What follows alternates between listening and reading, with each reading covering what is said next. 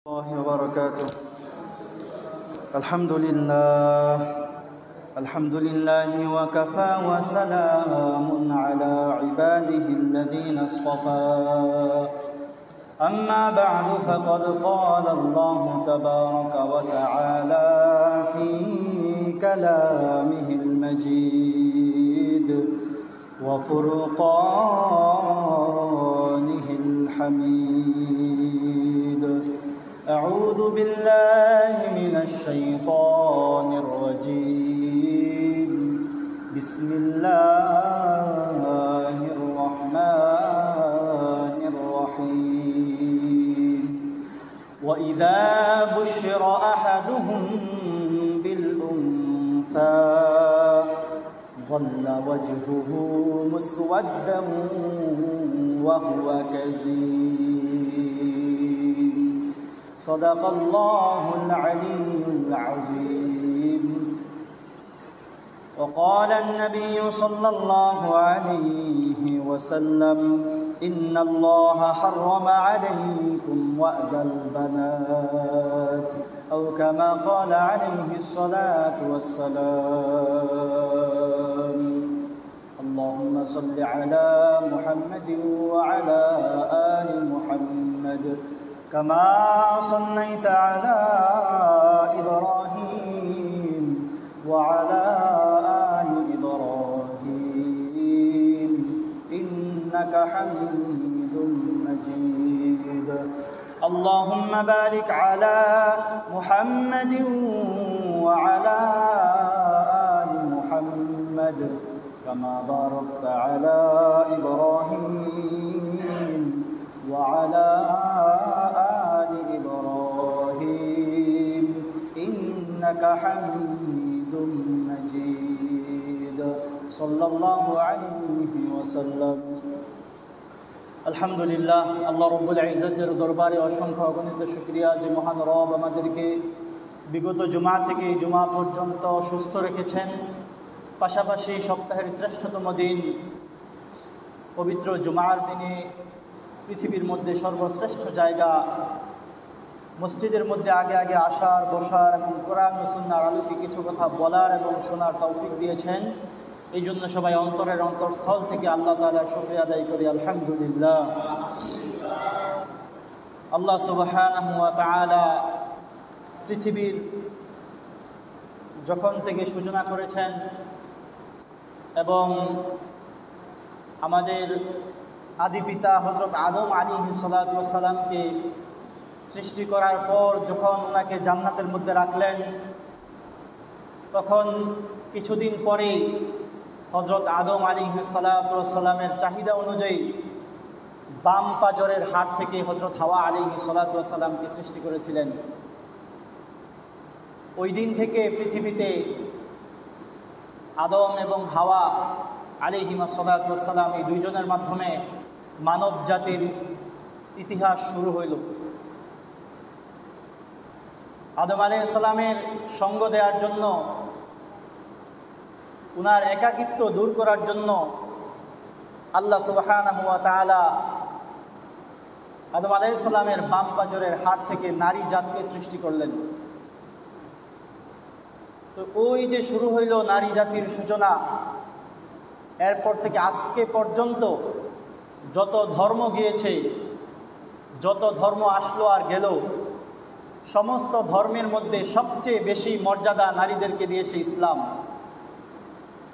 ইসলামের মধ্যে আল্লাহ সুবহানাহু ওয়া তাআলা এই নারীদেরকে যে পরিমাণ সম্মান, মর্যাদা, ইজ্জত, অধিকার দিয়েছেন, অন্য কোনো ধর্মে এই সম্মান, এই ইজ্জত ছিল না ইতিপূর্বে। বিশেষ করে আমাদের নবী মুহাম্মদ সাল্লাল্লাহু আলাইহি ওয়াসাল্লাম যখন পৃথিবীতে আসলেন, ওই সময়টা ছিল জাহিলিয়াতের যুগ, অন্ধকারাচ্ছন্ন যুগ। তখনকার সময়ের দিকেও যদি তাকাই তাহলে দেখতে পাই যে ইসলামের আগে এবং পরে এই দুই সময়ের মধ্যে নারীদেরকে আল্লাহ সুবহানাহু ওয়া তাআলা কতটা উপরে নিয়ে গিয়েছেন। এই সম্মান এবং ইজ্জত একমাত্র ইসলামই নারীদেরকে দিয়েছে। ইসলাম পূর্ব যুগে যদি তাকান তাহলে দেখতে পাবেন যে নারীরা কি পরিমাণ নির্যাতন নিপীড়ন এর শিকার হয়েছে তা ঘটনায় বর্ণনা করে শেষ করা যায় না। কিন্তু বর্তমান সময়ে এসে দেখা যায় কতিপয় সুশীল শাস্তি গিয়ে অথবা নিজেদেরকে অতি আপডেট দাবি করতে গিয়ে কিছু নাস্তিকমনা কিছু নারীবাদীরা বলে যে ইসলাম নাকি নারীদেরকে ঠকিয়েছে। এই জন্য নারী বিষয়ক সংস্কার কমিটিও গঠন করা হয়েছে সরকারের কাছে, বর্তমান অন্তর্বর্তীকালীন সরকারের কাছে। এই নারীদের অধিকার সম্পর্কে কিছু প্রস্তাবও গিয়েছে। তো ইনশাআল্লাহ আজকের আলোচনায় আমরা ইসলাম নারীদেরকে কি পরিমাণ সম্মান, কি পরিমাণ ইজ্জত দিয়েছে এবং ইসলাম পূর্ব যুগে নারীদের কি অবস্থা ছিল এবং বর্তমান সময়ে এসে যারা বলে নারী অধিকার বা নারী স্বাধীনতার নামে যে সমস্ত বুলি আওড়ায় তাদের এই বুলির কতটুকু দাম, এই সমস্ত বিষয়ে সংক্ষেপে আলোচনা করার চেষ্টা করবো। আমা তৌফিক ইল্লা বিল্লাহ। দেখেন, ইসলাম পূর্ব যুগে আমরা যদি তাকাই তাহলে দেখি জাহিলিয়াতের যুগে নারীদের অবস্থা সামাজিকভাবে পারিবারিকভাবে নারীরা ছিল একদম শোচনীয় পর্যায়ে। যারা ইসলামের ইতিহাস সামান্য পরিমাণ হইলেও পড়েছেন তারা দেখে থাকবেন যে ইসলাম পূর্ব জাহিলিয়াতের যুগে নারীদেরকে ভোগের সামগ্রী হিসাবে তারা ট্রিট করত, নারীদেরকে খেলার বস্তু হিসেবে তারা ব্যবহার করত। বাজারে যেমনভাবে পণ্য বেচা কেনা হয় ঠিক তেমনিভাবে নারীদেরকেও ঠিক ওইভাবে বিক্রি করা হইতো। নারীদের এমন একটা পর্যায় ছিল, পুরুষরা নারীদেরকে ঘোড়ার লেজের পিছনে, দ্রুতগামী ঘোড়ার লেজের পিছনে বেঁধে দিত এবং এই ঘোড়াকে ছুটিয়ে দিত। ওই নারী যে চিৎকার চেঁচামেচি করতে থাকতো ওই ঘোড়ার পিছনে দৌড়ায় দৌড়ায়, এটাকে দেখা পুরুষরা আনন্দ নিত। এমন অবস্থা ছিল ইসলাম পূর্ব যুগে নারীদের। এরপরে ছিল না কোনো শিক্ষার ব্যবস্থা। এরপরে আমরা অনেক হৃদয় বিদারক ঘটনা আমরা জানি, যেহেতু আমরা ইসলাম ধর্মে দীক্ষিত হয়েছি। ইসলাম পূর্ব যুগে কন্যা সন্তান জন্ম নেওয়া ছিল অপরাধ। জীবন্ত কন্যা শিশুকে তারা দাফন করে দিত। ঘটনা কম বেশি সবাই শুনেছেন। ইসলাম পূর্ব যুগটা ছিল এমন। আরবের মধ্যে তখনকার সময়ে কন্যা সন্তান, যদি কোনো বাবার কন্যা সন্তান জন্ম নিত তখন এই বাবা সমাজ থেকে দূরে গা ঢাকা দিত যে আমার কন্যা সন্তান হয়েছে, আমি কিভাবে মানুষকে মুখ দেখাবো। হাদিস আল্লাহ তাআলা পবিত্র কালামের মধ্যে বলেন, ওয়াইদা বুশরা আহাদুহুম বিল উনসা, তখনকার সময়ে যখন কোনো পুরুষকে সংবাদ দেয়া হইতো, সুসংবাদ দেয়া হইতো যে তোমার একটা মেয়ে সন্তান জন্ম হয়েছে, তখন আল্লাহ তাআলা বলেন জল্লা ওয়াজহুহু মুসওয়াদ্দা, তার চেহারাটা কালো হয়ে যেত। অর্থাৎ কন্যা সন্তান জন্ম নিয়েছে এই কথা শুনলে বাবার চেহারাটা কালো হয়ে যাইত। বাবা চিন্তা করত যে আমার যে কন্যা সন্তান জন্ম নিল আমি কিভাবে মুখ দেখাই। ইয়াতাওয়ারা মিনাল কওম, তারা কওম থেকে দূরে কোনো জায়গায় গিয়ে গা ঢাকা দিত যে আমার কন্যা সন্তান জন্ম নিয়েছে, আমি আবার সমাজের মধ্যে মুখ দেখাই কিভাবে। এখন বুঝেন। এবং তারা বলতো আয়ুমসিকুহু আলা হুনিন আম ইয়াদুসসুহু ফি তুরাব, তারা একে অপরের সাথে চিন্তা করত যে আমার যে কন্যা সন্তান জন্ম দিল এটা কি আমার কাছে রাইখা দিব, আম ইয়াদুসসুহু ফি তুরাব, নাকি তাকে জীবন্ত অবস্থায় মাটির ভিতরে পুঁতে দিব। এই ধরনের চিন্তা করব। আমরা জানি ইতিহাস, দেহিয়াতুল কালবি উনি ওনার সন্তানকে কবর দিয়েছিলেন। এমন অসংখ্য অগণিত কন্যা সন্তানদেরকে তৎকালীন সময়ে কবর দেয়া হইতো। ইসলাম আসার পরে এই সমস্ত প্রথাকে চূড়ান্ত পর্যায়ে বাতিল করে দিয়েছে। কোরআনের মধ্যে আসছে ওয়াইদাল মাউউদাতু সুইলাত বিআইয়ি যামবিন কুতিলাত, হুমকি দিয়ে ধমকি দিয়ে বলা হয়েছে তোমরা যে জীবন্ত কন্যা সন্তানদেরকে প্রথিত করছো, জীবন্ত দাফন করে দিচ্ছ, যখন এই কন্যা সন্তানদেরকে আল্লাহ তাআলা কাল কিয়ামতের ময়দানে হাসরের মাঠে যখন দাঁড় করিয়ে দিবেন, এখন বলবেন বিআইয়ি যামবিন কুতিলাত, হে আল্লাহ আমার বাবাকে জিজ্ঞেস করেন আমাকে কোন অপরাধে তারা জীবন্ত অবস্থায় দাফন করে দিয়েছিল। কি জবাব হবে তখন? যখন ইসলাম যখন এই সমস্ত বাণী শোনাইল, তখন ইসলাম আসার পরে আস্তে আস্তে মানুষের মধ্যে বুঝ আসলো এবং ইসলাম আরও কিছু অনেক ধরনের সম্মান দিয়েছে, যেগুলো সংক্ষেপে বলতেছি। ইসলাম সর্বপ্রথম একটা মেয়েকে সন্তান দিয়েছে, তার মেয়ে হিসাবে সন্তান দিয়েছে। কেমন সম্মান দিয়েছে চিন্তা করলে দেখেন। ইসলাম আসার পর হাদিসের মধ্যে আসছে, আল্লাহ রাসূল সাল্লাল্লাহু আলাইহি ওয়াসাল্লাম বলে দিলেন, যখন কোনো বাবার ঘরে 3টা কন্যা সন্তান জন্মগ্রহণ করে আর ওই সন্তানদেরকে সুন্দরভাবে লালন পালন করিয়ে উপযুক্ত পাত্রের কাছে পাত্রস্থ করে, আল্লাহ তাআলা তার জন্য জান্নাতের মধ্যে একটা ঘর তৈরি করে দিবেন। একজন সাহাবী দাঁড়ায় গেল, ইয়া রাসূলুল্লাহ, কোনো একজন ব্যক্তির যদি 2জন কন্যা সন্তান থাকে তাহলে তার জন্য কি একই সুযোগ সুবিধা? তখন আল্লাহ রাসূল বললেন, হ্যাঁ, তার জন্য একই পুরস্কার। আবার বলল যে কারো যদি একটা কন্যা সন্তান থাকে আর তাকে যদি সে সঠিকভাবে লালন পালন করে, ভরণ পোষণ দিয়ে উপযুক্ত পাত্রের কাছে পাত্রস্থ করে, তার জন্য কি জান্নাতের সুসংবাদ? আল্লাহ রাসূল বললেন, হ্যাঁ, একজনও যদি হয়, তাকে যদি সঠিকভাবে লালন পালন করে উপযুক্ত পাত্রের কাছে পাত্রস্থ করতে পারে, তাহলে তার জন্য জান্নাতের সুসংবাদ। ইসলাম সর্বপ্রথম মেয়ে হিসাবে মেয়েদেরকে তাদেরকে দাম দিল। এরপরে ইসলাম আরও দাম দিল বোন হিসেবে। যদি কোনো একটা কন্যা সন্তান জন্মগ্রহণ করার পরে তার বাবা মারা যায়, তাকে ইসলাম একা ছেড়ে দেয় নাই, তার ভরণ পোষণের দায়িত্ব যদি তার কোনো ভাই থেকে থাকে, তার ভাইয়ের উপর দায়িত্ব দেওয়া হয়েছে। এবং ভাইয়ের ব্যাপারেও হাদিসের মধ্যে আসছে, কোনো ভাই যদি তার বোনদেরকে সঠিকভাবে তরবিয়ত দিয়ে, সঠিকভাবে লালন পালন ভরণ পোষণ দিয়ে তাদেরকে বড় করে তোলে, তার জন্য একইভাবে জান্নাতের সুসংবাদ। এরপরে আসে স্ত্রী হিসেবে। ইসলাম দেখেন নারীদেরকে কি পরিমাণ সম্মান দিয়েছে। পুরুষের ভালো হওয়ার সার্টিফিকেট আল্লাহ সুবহানাহু ওয়া তাআলা, আল্লাহ রাসূল সাল্লাল্লাহু আলাইহি ওয়াসাল্লাম নারীর হাতে ছেড়ে দিয়েছেন। আল্লাহ রাসূল সাল্লাল্লাহু আলাইহি ওয়াসাল্লাম বলেন, খায়রুকুম লিআহলিহি, তোমাদের মধ্যে সেই ব্যক্তি সর্বোত্তম যে তার বউয়ের কাছে সবচেয়ে বেশি ভালো। যে ব্যক্তি তার পরিবারের মানুষের কাছে ভালো, সে হচ্ছে তোমাদের মধ্যে সবচেয়ে ভালো মানুষ। ইসলাম নারীদেরকে এই পরিমাণ সম্মান দিয়েছে। এরপরে যতক্ষণ পর্যন্ত তার বিয়ে হইল না, একটা নারীর যখন বিয়ে হইল, ততক্ষণ পর্যন্ত তার দায়িত্ব বাবার কাছে, বাবার কাঁধের উপর। যদি বাবা না থাকে, ভাইয়ের উপর। এরপরে বিয়ের পরে সম্পূর্ণ দায়িত্ব আল্লাহ সুবহানাহু ওয়া তাআলা দিয়ে দিয়েছেন তার স্বামীর উপর। ইসলাম এমনিভাবে আরও বিভিন্নভাবে নারীদেরকে সম্মান দিয়েছেন। এরপরে দেখেন মা হিসেবে ইসলাম নারীদেরকে কি পরিমাণ সম্মান এবং মর্যাদা দিয়েছে। হাদিসের মধ্যে আসছে, একজন সাহাবী আল্লাহ রসুলের কাছে আসলেন। হাদিস আপনারা সবাই জানেন, তারপরে শোনাচ্ছি। একজন সাহাবী রসুলের কাছে আসলেন, ইয়া রাসূলুল্লাহ, মান আহাক্কুন নাসি বিসহাবাতি, ইয়া রাসূলুল্লাহ, আমার কাছে সবচেয়ে বেশি হকদার, যার সবচেয়ে বেশি আমি খেয়াল রাখবো, সেই মানুষটা কে? আল্লাহ রাসূল সাল্লাল্লাহু আলাইহি ওয়াসাল্লাম বলেন, উম্মুকা, তোমার মা। ইসলাম মা হিসেবে নারীদেরকে কি পরিমাণ সম্মান দিয়েছে। এরপরে এই সাহাবী আবার জিজ্ঞেস করলেন, সুম্মা মান, অতঃপর কে? আল্লাহ রাসূল বললেন, তোমার মা। আবার জিজ্ঞেস করলেন, কে? বললেন, তোমার মা। চতুর্থবার জিজ্ঞেস করার পরে বললেন, তোমার বাবা।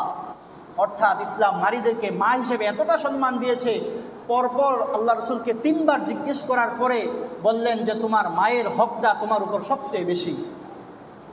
এরপরে দেখেন আরও আল্লাহ রসুল সাল্লাল্লাহু আলাইহি ওয়াসাল্লাম বলেন, ইন্নাল্লাহা হাররামা আলাইকুম উকুকাল উম্মাহাত। আল্লাহ রসুল সাল্লাল্লাহু আলাইহি ওয়াসাল্লাম বলেন, হে সন্তানেরা, তোমরা জেনে রাখো, তোমাদের উপর তোমাদের মায়েদের অবাধ্য হওয়া আল্লাহ তাআলা হারাম করে দিয়েছেন।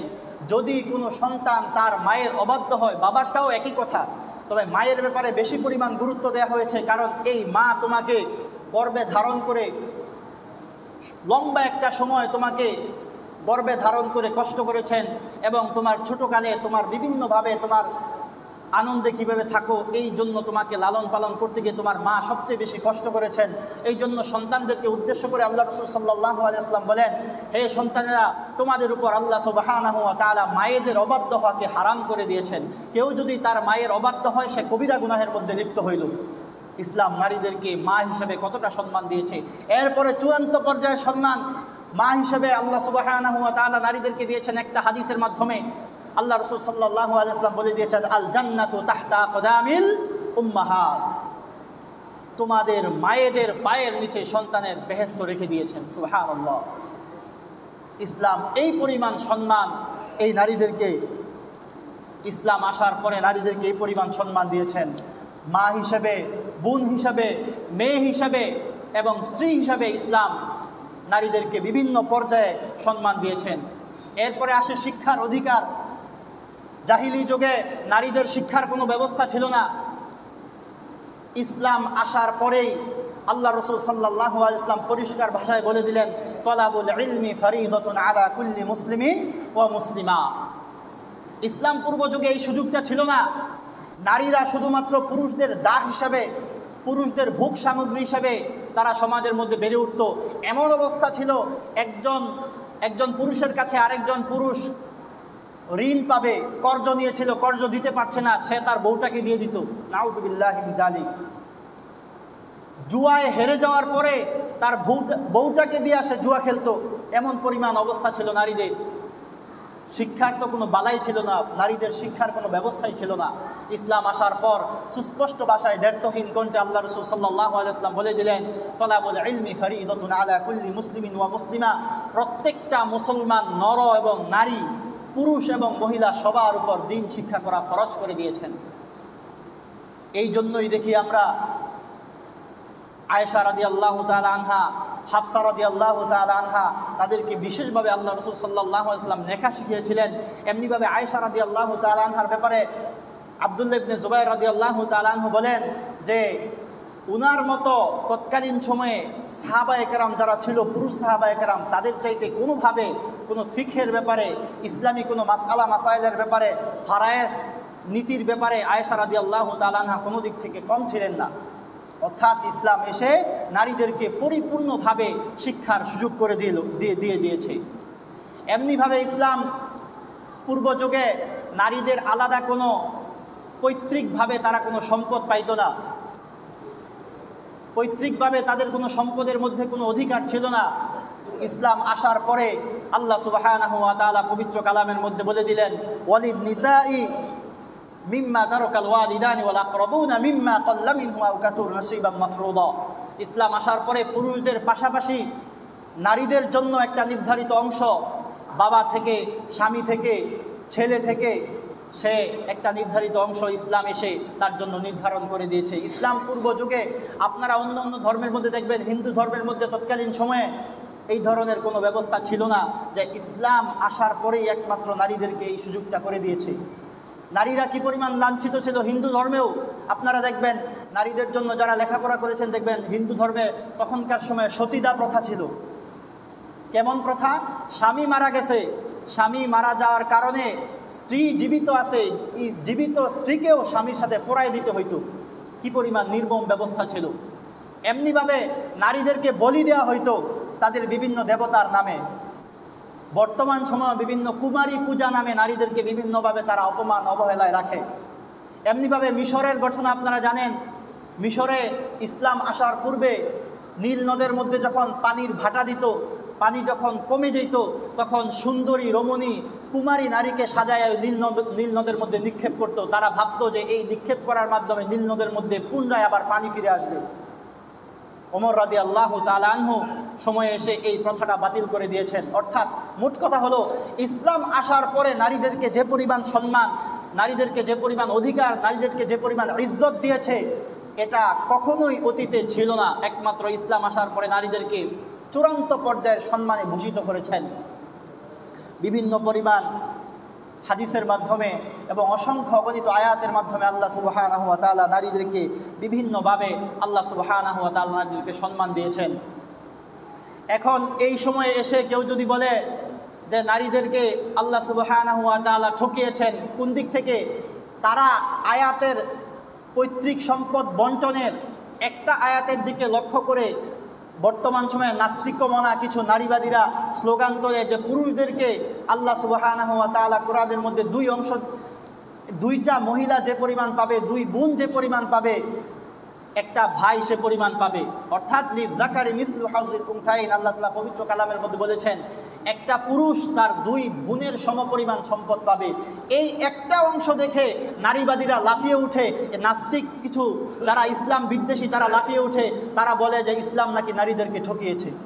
অথচ এই আয়াতের আগে এবং পরে নারীদের জন্য বিভিন্নভাবে আল্লাহ সুবহানাহু ওয়া তাআলা বিভিন্ন জায়গা থেকে বিভিন্ন অংশ রেখে দিয়েছেন, ওইগুলার দিকেই কপাল পোড়াদের চক্ষু পড়ে না। ইসলাম সম্পর্কে তাদের আরও ব্যাপক পড়াশোনা করলে, ব্যাপক পড়াশোনা থাকলে তারা এই ধরনের কথা বলতে পারতো না। এখন বলেন, একদিক থেকে তাকাইলে আপনারাও বলতে পারেন যে ঠিকই তো আছে, এই জায়গার মধ্যে আইসা আল্লাহ সুবহানাহু ওয়া তাআলা একটা পুরুষকে তার দুই বোনের সমপরিমাণ সম্পদ দিয়েছে। এখন বলেন দেখি, একটা নারীর অধীনে কাউকে কোনো দায়িত্ব দেয়া আছে? কোনো নারীর অধীনে এমন বলা আছে যে তোমার সন্তানের বরণ পোষণ তোমার দিতে হবে, তোমার কন্যার বরণ পোষণ তোমার দিতে হবে, তোমার স্বামীর বরণ পোষণ তোমার দিতে হবে, তোমার বাপ ভাইয়ের ভরণ পোষণ তোমার দিতে হবে? এমন কোনো জায়গায় কোনো কথা ইসলামের মধ্যে আছে? নাই। তার মানে নারী যতটুকু পাইলো তার কাছে অবশিষ্ট থেকে গেল। এটা বোঝার জন্য একটা উদাহরণ দেই। মনে করেন আপনার একটা ছেলে আছে, একটা মেয়ে আছে, একটা ছেলে একটা মেয়ে আছে। আপনার ছেলে এবং মেয়ে তাদের নানির বাড়িতে যাবে। নানির বাড়িতে যাওয়ার আগে আপনি আপনার মেয়েকে 50টা টাকা দিলেন এবং আপনার বড় ছেলেকে 100টা টাকা দিলেন। টাকা দিয়ে বললেন, এই তোমাকে আমি 100 টাকা দিয়ে দিলাম, তুমি তোমার বোনকে নিয়ে তোমার নানির বাড়িতে যাইবা, এটা 100 টাকা থেকে খরচ করবা। আবার রাস্তাঘাটে যদি তোমার এই বোন কোনো কিছু চায় তাহলে তুমি এই টাকা থেকে কিনে দিবা। আবার তোমার নানির বাড়িতে যাইবা, যে ওই যাওয়ার সময় কিছু মজা টজা ওই জায়গাতে তোমার মামাতো ভাই বোন আছে তাদের জন্য কিছু নিয়ে যাইবা। এখন বলেন সম্পূর্ণ দায়িত্ব কার উপর পড়লো? ছেলের উপর। ছেলেকে দিল কত? 100 টাকা। ছেলেকে 100 টাকা দেওয়ার পরে বিভিন্ন দায়িত্ব বাবা কাঁধে চাপিয়ে দিয়েছেন যে তোমার এই দায়িত্ব। কিন্তু মেয়েকে যে 50 টাকা দিল, 50 টাকা নানি বাড়ি থেকে ফেরার পরেও তার কাছে 50 টাকা থেকে গেল, তার এই টাকা খরচ হইল না।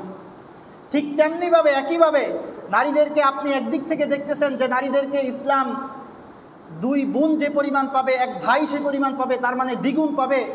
দ্বিগুণ পাওয়ার পরে ইসলাম পুরুষের উপর দায়িত্ব দিয়েছে যে তুমি তোমার বাবা মা যখন বার্ধক্যে পৌঁছে যাবে, তোমার উপর দায়িত্ব তোমার বাবা মার, তোমার সন্তান সন্ততির দায়িত্ব তোমার উপর, তোমার ওয়াইফের দায়িত্ব তোমার উপর। তোমার বোন যখন তার বাপের বাড়িতে আসবে তখন বোনের আপ্যায়ন করার দায়িত্ব তোমার উপর। আর বোনকে যে পরিমাণ দিয়েছে এটা তো তার জন্য খরচ হচ্ছে না। কেন? বাপের বাড়ি থেকে পাইলো, পাওয়ার পরে সে স্বামীর বাড়িতে গেল, স্বামীর বাড়িতে গিয়ে তার আলাদা কোনো খরচ নাই, তার দায়িত্ব দিয়ে দিয়েছে আল্লাহ তাআলা তার স্বামীর উপরে। তার মানে স্বামীর থেকে যা পাইলো তার থাইকে গেল। এরপরে আবার দেখেন ওই জায়গার মধ্যে গিয়া সে আবার ছেলে থেকে সম্পদ পায়, তার স্বামী থেকে সম্পদ পায়, তার চতুর্দিক থেকে বিভিন্ন ওয়াতে তার সম্পদ তার কাছে আসে। কিন্তু তার জন্য ইসলাম কোনো খরচের কোনো দায়িত্ব তার উপর দেন নাই যে তোমার এই দায়িত্ব দেয়া হয়েছে তোমার উপর, তুমি এই জিনিসগুলো খরচ করবা। এখন বলেন দেখি যে নারীকে আল্লাহ সুবহানাহু ওয়া তাআলা ঠকাইছে, যদি এই কথা কেউ বলে তার ঈমান থাকবে? তার কশিনকালেও ঈমান থাকবে না। আল্লাহ সুবহানাহু ওয়া তাআলা ইনসাফপূর্ণভাবেই এই পৈতৃক সম্পদ বন্টনের বিধিবিধান আল্লাহ সুবহানাহু ওয়া তাআলা দিয়ে দিয়েছেন। তো সংক্ষেপে বলতেছি, দেখেন তো এই যে নারীর সম্পূর্ণটা অধিকার আল্লাহ সুবহানাহু ওয়া তাআলা পুরুষের জিম্মায় দিয়ে দিয়েছেন। সে বাপের বাড়িতে থাকলে তার পিতার উপর দায়িত্ব, অথবা পিতা না থাকলে তার ভাইয়ের উপর দায়িত্ব। সে স্বামীর ঘরে গেলে তার আর কোনো দায়িত্ব নাই, তার দায়িত্ব তখন স্বামীর হয়ে যায়। মোট কথা তার সারা জীবনের সম্পূর্ণ তার দায়িত্বটাই আল্লাহ সুবহানাহু ওয়া তাআলা পুরুষের কাঁধে দিয়ে দিয়েছেন। তার স্বামী না থাকলে তার সন্তানরা তাকে দেখবে, সেই হিসাবে সম্পূর্ণ তার দায়িত্বই আল্লাহ সুবহানাহু ওয়া তাআলা পুরুষের কাঁধে দিয়ে দিয়েছেন। তো দেখেন বর্তমান সময়ে এসে আপনারা যারা পত্রপত্রিকা পড়েন বা নিউজ দেখেন, বর্তমান সময়ে নারী অধিকার বিষয়ক একটা সংস্কার কমিশন গঠন করা হয়েছে। সরকারের কাছে কতিপয় নারীবাদীরা কিছু তাদের চাওয়া পাওয়া সরকারের কাছে পেশ করেছে। চাওয়া পাওয়াগুলা ইসলামের সাথে সম্পূর্ণ সাংঘর্ষিক। এই চাওয়া পাওয়ার সাথে যদি আমি একমত হই, আপনার আমার ঈমান মুহূর্তের মধ্যে চলে যাবে। কি তাদের 1 নম্বর দাবি হচ্ছে যে নারী অধিকারের নামে তারা বলতেছে যে নারীর যে কোনো নারী যদি পতিতাবৃত্তি করে, অর্থাৎ আমার মা, আমার বোন, আমার মেয়ে, সে যদি পতিতাবৃত্তি করতে চায় তাকে এটা শ্রমের মর্যাদা দিতে হবে। নাউযু বিল্লাহি মিন যালিক। কথা বুঝতেছেন কিনা? বলতেছে যে একটা নারী যদি তার বাপ ভাই থেকে আলাদা হয়ে বা তার বাপ ভাইয়ের সংসারে থেকে আমার আপনার বোন যদি সে যদি দেহ ব্যবসা করে খাইতে চায়, এটা সে যেন শ্রম দিয়ে সে যেন পরিশ্রম করে খাইতে চায়, এটার স্বীকৃতি দিতে হবে। কত বড় জঘন্য জিনিস! অথচ আল্লাহ সুবহানাহু ওয়া তাআলা পবিত্র কালামের মধ্যে পরিষ্কার ভাষায় বলে দিয়েছেন, ওয়ালা তুকরিহু ফাতায়াতিকুম আলাল বিগা ইন আরাদনা তাহাসসুনাল লিতাবতাগু আরাদাল হায়াতিদ দুনিয়া। আল্লাহ সুবহানাহু ওয়া তাআলা পবিত্র কালামের মধ্যে বলতেছেন, তোমরা তোমাদের বোন, তোমরা তোমাদের মেয়ে, তোমরা তোমাদের মাকে দুনিয়ার কোনো অর্থ সম্পদ উপার্জনের জন্য তাদেরকে ফাহিশা কাজের মধ্যে ছেড়ে দিও না। এরপরে আল্লাহ সুবহানাহু ওয়া তাআলা বলে দিয়েছেন, ওয়ালা তাকরাবুজ জিনা, তোমরা জিনার ধারে কাছেও যাইবা না। ইন্নাহু কানা ফাহিশাতাও ওয়া সাকাতাও ওয়া সাআ সাবিলা। এটা হচ্ছে সুস্পষ্ট একটা গুনাহ, সুস্পষ্ট একটা গুমরাহি। আল্লাহ তাআলা বলতেছেন, ওয়ালা তাকরাবুজ জিনা, তোমরা জিনার কাছেও যাইবা না। আর অপর দিক থেকে নারীবাড়িরা অধিকার পাশ করাইতে চাইতেছে যে জিনাকে যেন একটা শ্রমের মর্যাদা দেওয়া হয়। একটা মানুষ মাটি কাইটা খাওয়ার যে একটা শ্রম দিয়ে সে যেন পারিশ্রমিক, এটার সমপর্যায়ে সে চাইতেছে যে জিনা করে যে সম্পদ উপার্জন করবে এটারও একটা শ্রম হিসেবে এটার স্বীকৃতি দেওয়ার জন্য। আল্লাহ রাসূল সাল্লাল্লাহু আলাইহি ওয়াসাল্লাম মেরাজের রাত্রিতে ঘটনা শোনাইছে আপনাদেরকে। আল্লাহ রাসূল সাল্লাল্লাহু আলাইহি ওয়াসাল্লাম মেরাজের রাত্রিতে আল্লাহ সুবহানাহু ওয়া তাআলা আল্লাহ রাসূলকে জান্নাত জাহান্নাম পরিদর্শন করিয়েছিলেন। এক পর্যায়ে আল্লাহ রাসূল সাল্লাল্লাহু আলাইহি ওয়াসাল্লাম লম্বা একটা চুলার পাশ দিয়ে, আগুনে প্রজ্বলিত একটা গুহার পাশ দিয়ে আল্লাহ রাসূল সাল্লাল্লাহু আলাইহি ওয়াসাল্লাম যাচ্ছিলেন। যাওয়ার পরে দেখলেন এই জায়গার মধ্যে অনেক মানুষ আগুনের মধ্যে পুড়তেছে, আগুনের মধ্যে জ্বলতেছে। তখন আল্লাহ রাসূল সাল্লাল্লাহু আলাইহি ওয়াসাল্লাম জিবরাইল আলাইহিস সালাতু ওয়াস সালামকে জিজ্ঞেস করলেন, মা হাউলা, হে জিবরাইল, এই সমস্ত ব্যক্তিরা কারা যারা এই আগুনের মধ্যে জ্বলতেছে? আর এদের মধ্যে অধিকাংশই দেখতেছি নারী। এই সমস্ত নারী বা এই সমস্ত কারা যারা আগুনের মধ্যে এইভাবে জ্বলতেছে, চিৎকার চেঁচামেচি করতেছে? তখন জিবরাইল আলাইহিস সালাতু ওয়াস সালাম বলেছেন, ফা ইন্নাহুমুজ জুনাত ওয়াজ জাওয়ানি, এরা হচ্ছে দুনিয়াতে থাকতে তারা জিনার মধ্যে লিপ্ত ছিল। জিনার মধ্যে লিপ্ত হওয়াটা এত একটা ভয়াবহ অপরাধ, আর এই ভয়াবহ অপরাধটাকে রাষ্ট্রীয়ভাবে স্বীকৃতি দেওয়ার জন্য এই নারী অধিকার নামে তারা ভাউতাবাজি করতেছে। এরপরে তারা বলতেছে, কত বড় একটা হাস্যকর বিষয়, বৈবাহিক ধর্ষণ। বৈবাহিক ধর্ষণ তারা বলতেছে এটার স্বীকৃতি আইন করতে হবে। বৈবাহিক ধর্ষণটা কেমন? আপনি মহারানা দিয়ে আপনি একজন মেয়েকে বিবাহ করলেন, বিবাহ করার পরে আপনি যদি তার কোনো সম্মতি ব্যতীত তার সাথে আপনি শারীরিক সম্পর্কে লিপ্ত হন, তারা দাবি করতেছে যে এটার ধর্ষণের অভিযোগে মামলা করার অধিকার দিতে হবে। নাউযুবিল্লাহ। আপনি আপনার স্ত্রীর সাথে শারীরিক চাহিদা পূরণ করতেছেন, এটার জন্য তারা বলতেছে যে এটা ধর্ষণের অভিযোগের মামলা করার অধিকার তাদের থাকতে হবে। অর্থাৎ তারা বলতেছে বৈবাহিক সম্পর্কটাকে কিভাবে একদম টোটালি একদম অফ করে দেওয়া যায়। তাদের কথা হচ্ছে সম্মতি থাকলে, দুইজন নারী এবং পুরুষের মধ্যে সম্মতি থাকলে বিয়ার আগেও এটা বৈধ সম্পর্ক, এটার স্বীকৃতি দিতে হবে। অর্থাৎ নারী, ছেলে এবং মেয়ে দুইজন যদি পরস্পর সম্মত থাকে, বিয়ে করা হোক অথবা বিয়ে করা না হোক, এমত অবস্থায় তাদেরকে এটার স্বীকৃতি দিতে হবে যে এটা কোনো পাপের কাজ নয়, এটা কোনো খারাপ কোনো কাজ নয়। আবার বিয়ে করার পরেও যদি আপনার স্ত্রী কোনো প্রকারের ওজর আপত্তি ছাড়া, কোনো ধরনের ওজর ছাড়া আপনাকে নিষেধ করে, তারপরেও যদি আপনি তার সাথে শারীরিক সম্পর্কে লিপ্ত হন, তখন এই মেয়েকে, এই নারীকে, আপনার ওয়াইফকে মামলা করার অধিকার দিতে হবে। এটা হচ্ছে তাদের দাবি। বলেন তো দেখি, এই বিষয়টা যদি আইন পাশ হয় তখন কি সমাজের মধ্যে বৈবাহিক সম্পর্ক বাকি থাকবে? কোনো ধরনের বৈবাহিক সম্পর্ক বাকি থাকবে না। তারা চাচ্ছে পাশ্চাত্য সংস্কৃতিকে এই আমাদের দেশেও কিভাবে ঢালাওভাবে সমাজের মধ্যে ছড়িয়ে দেওয়া যায়, জেনা ব্যভিচারকে কিভাবে সমাজের মধ্যে সয়লাভ করে দেওয়া যায়, এই পায়তারা করতেছে। এই ধরনের অপতৎপরতা তারা চালাইতেছে। বর্তমান সময়ে ওলামায়ে কেরাম এবং সাধারণ জনগণ এই ব্যাপারে সোচ্চার হয়েছে যে তাদের এই ধরনের কোনো আইন বাংলার জমিনে পাশ করতে দেয়া যাবে না। মোট কথা, তারা ইসলাম বিদ্বেষটাকে এমনভাবে নিয়েছে, তারা ইসলাম যেটাকে ডান দিকে যাইতে বলে, তাদের কথা হচ্ছে ডান দিকটা ভালো হইলেও আমরা বাম দিকেই যাব। ইসলাম বিদ্বেষটা তারা এমনভাবে লালন করে নিজেদের মধ্যে। সুতরাং এই ধরনের কোনো চক্রান্তের মধ্যে, এই ধরনের কোনো কূটকৌশল আমাদের সমাজের মধ্যে বাস্তবায়ন করতে দেওয়া যাবে না। সবাই এই ব্যাপারে সোচ্চার থাকবেন। আর ইসলাম নারীদেরকে যে পরিমাণ সম্মান মর্যাদা দিয়েছে, ইসলাম পূর্বযুগের ইতিহাস যখন আপনারা পড়বেন তখন দেখতে পাবেন যে ইসলাম কি পরিমাণ সম্মান এবং মর্যাদা নারীদেরকে দিয়েছে।